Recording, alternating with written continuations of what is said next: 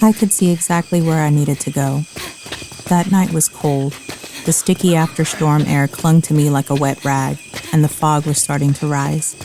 Behind me, I could hear the unmistakable sound of feet pounding on the pavement and the deep, winded breathing of a desperate charge. He was surprisingly fast, but I was faster and more desperate.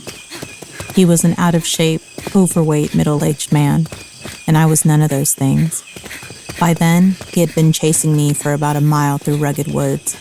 I also doubted he could breathe very well through the modified pillowcase draped over his head. His eyes were probably bulging from exhaustion through the holes in the fabric. I hoped he would just keel over, dead from a massive heart attack. But luck wasn't on my side yet.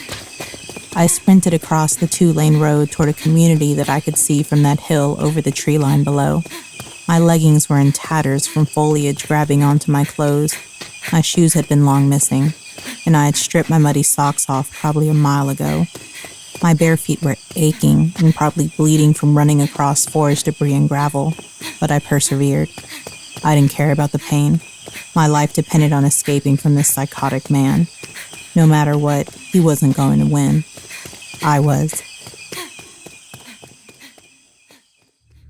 He had been driving for hours with me tied up in the trunk, but I was carefully sawing at the extension cord to use for rope with a pocket knife.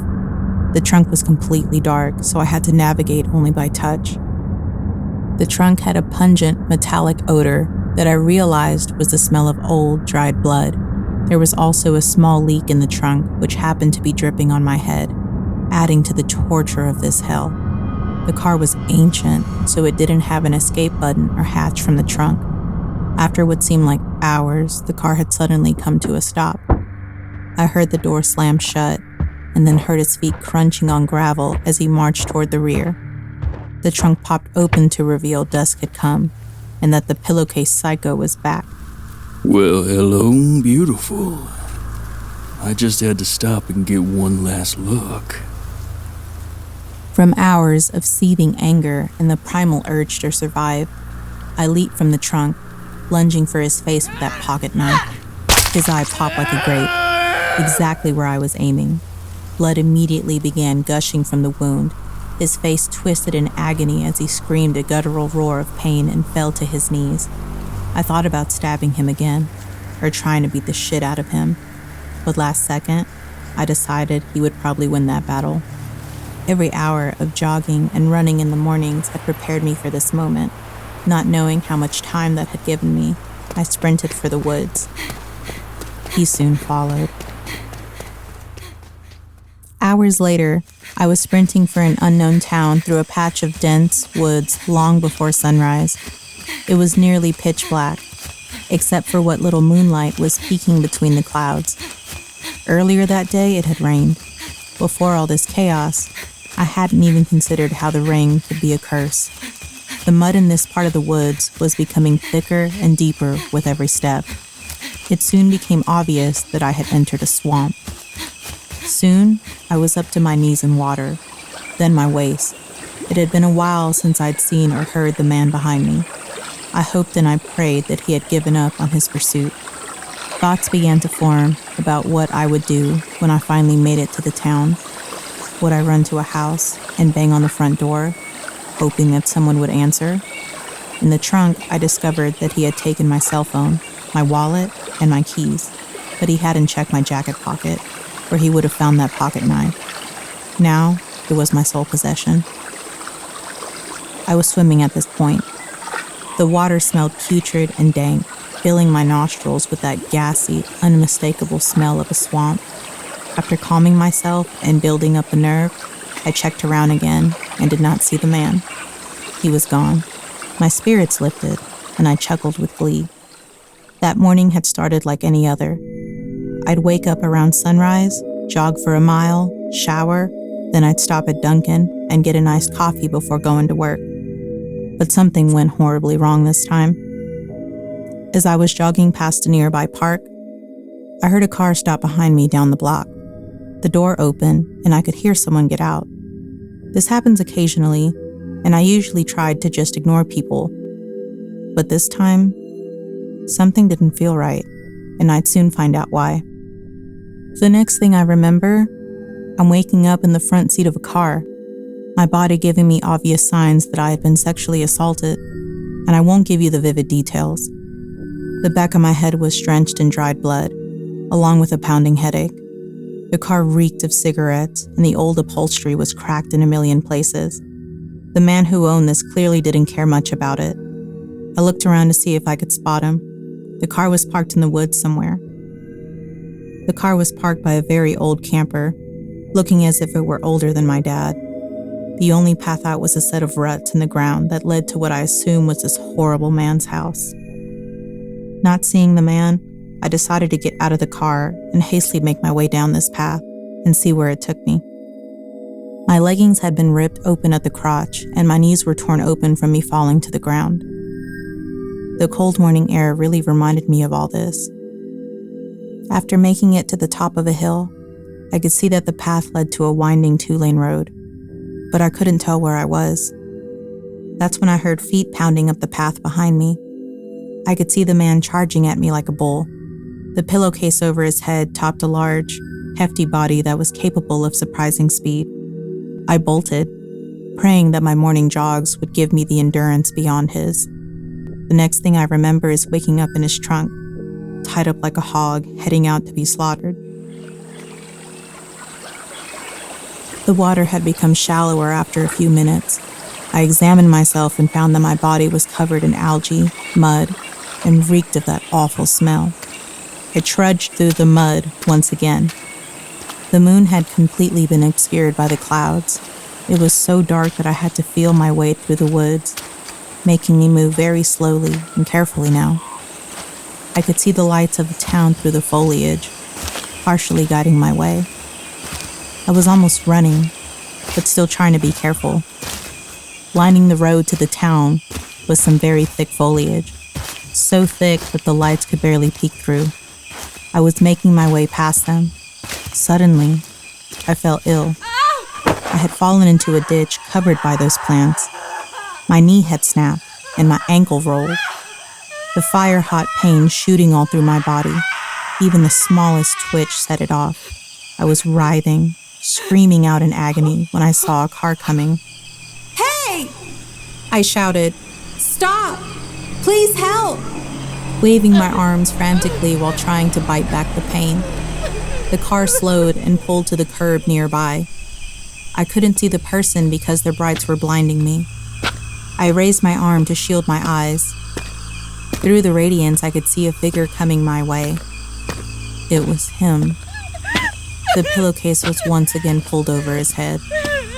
I noticed a blood stain streaming from the gaping wound where his eye had once been. His other eye glaring at me with white-hot anger through the hole he cut in the fabric. I got you now, bitch. He was gripping a tire iron. You're gonna pay for my eye. He barked through gritted teeth.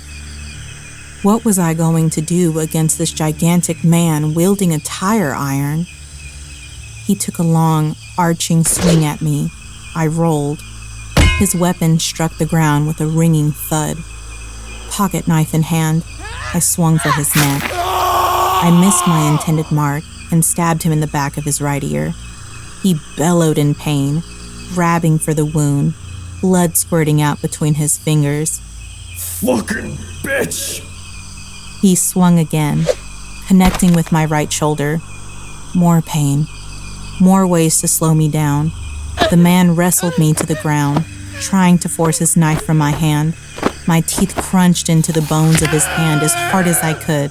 The taste of his blood poured over my teeth, making me nauseous. He bellowed again. This time, though, I took the opportunity to snatch the tire iron away from him and struck the top of his head with as much force as I could. He went out immediately, dropping to the ground. I yanked the pillowcase off in a fury and had the knife in my hand. I don't know why I wanted to see his face, but when it happened, something triggered deep down inside. All the memories of everything he did to me, the faces he probably made while he had his way with my unconscious body, the sheer ugliness of this awful man made me snap. Something primal took over then. I'm not sure exactly how to describe it, but the memories of what he had done to me and what he had probably planned to do just made me erupt in a blind rage. I gripped that tire iron so hard that my knuckles went white.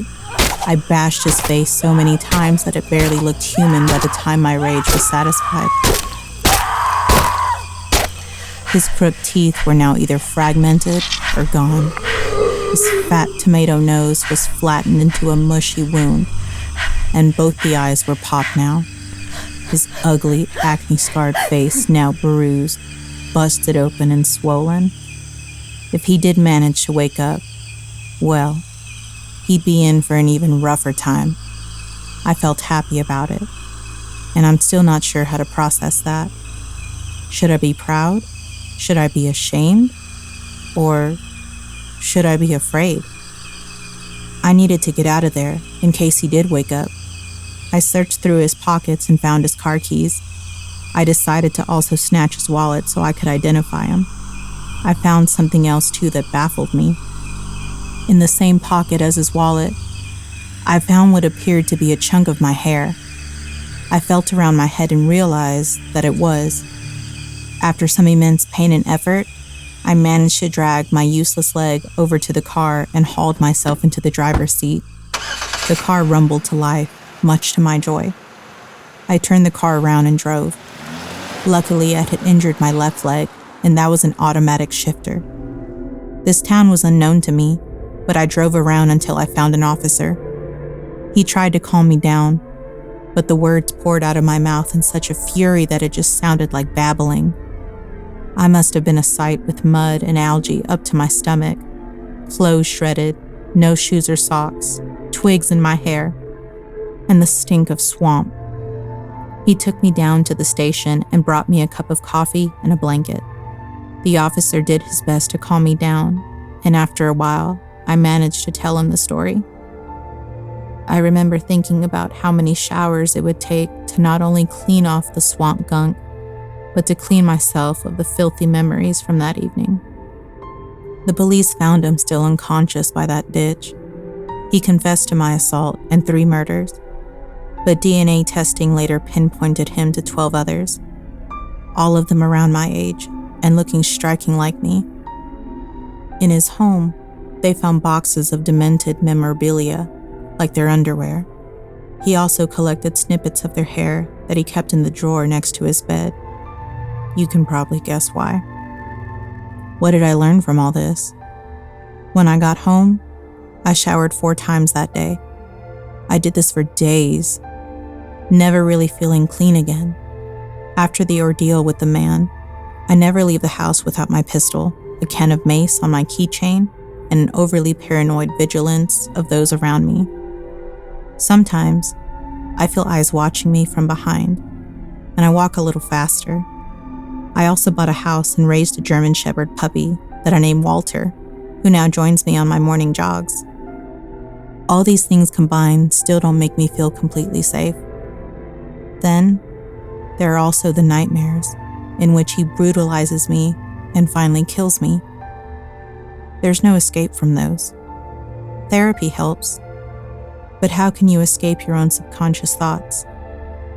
But the only thing I really learned is that the worst kind of monsters aren't imaginary creatures in movies or books. They're other human beings. Sometimes, the worst people can bring the monster out of you too.